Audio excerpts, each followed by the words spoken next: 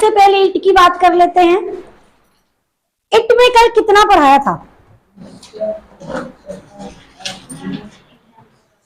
मैंने call it का एक स्ट्रक्चर बताया था, कल इट का एक स्ट्रक्चर करवाया था कि मैं ही तो हूं, मैं हूं, तुम ही हो, याद आया? तो क्या था वो structure? It is you, it is I, yes, not me.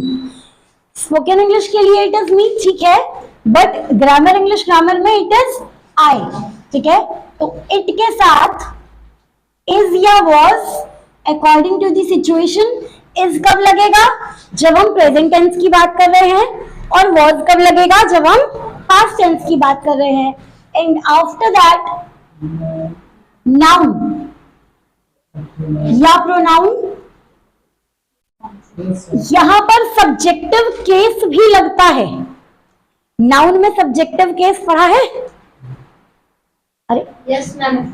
Noun में सब्जेक्टिव केस पढ़ा है? नॉमिनेटिव केस, हाँ पढ़ा है ना। और प्रोनाउन में सब्जेक्टिव केस पढ़ा है, तो वो भी यहाँ पर यूज होता है। ओके, आगे बढ़ते हैं। इतना स्ट्रक्चर तो कल करा दिया था। इसके आगे मैंने लिखवाया था क्या? ऑब्जेक्ट। अब इस ऑब्जेक्ट में क्या क्या हो सकता है? मान लीजिए मैंने कहा कि वो तुम ही हो जिसने,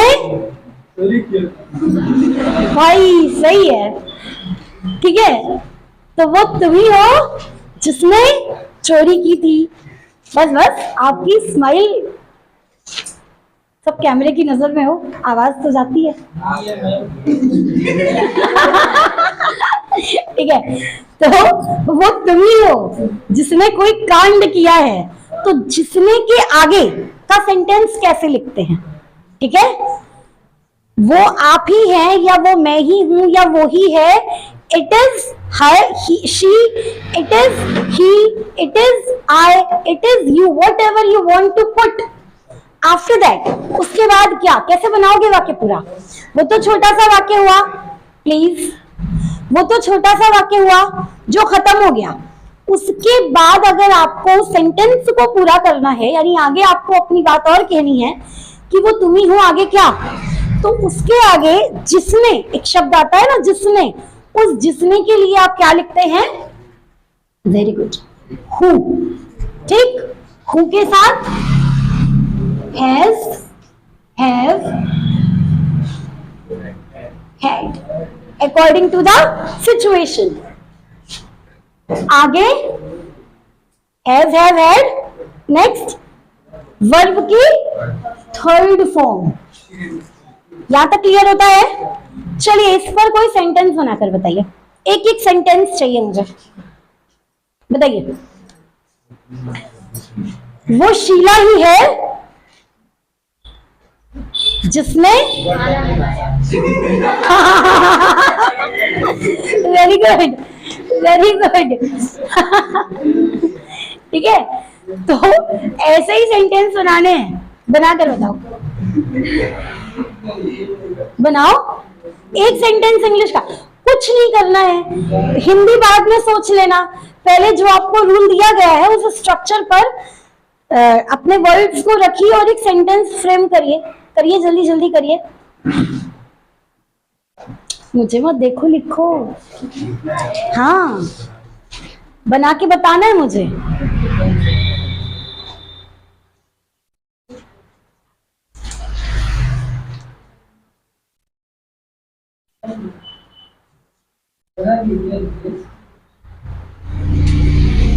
हो गया? समझ आ रहा है यहां तक? हाँ, तो बनाओ। इट इज यू, हु, आगे हैज गॉन। इसका मतलब वो तुम ही हो जो गए थे, कहीं भी गए थे। वो तुम ही हो जो गए, गए हो या गए, हाँ गए हो, क्योंकि हैज की बात हो रही है। ठीक है, और कोई? चलिए, अच्छा प्रयास था, वेरी गुड। और कोई?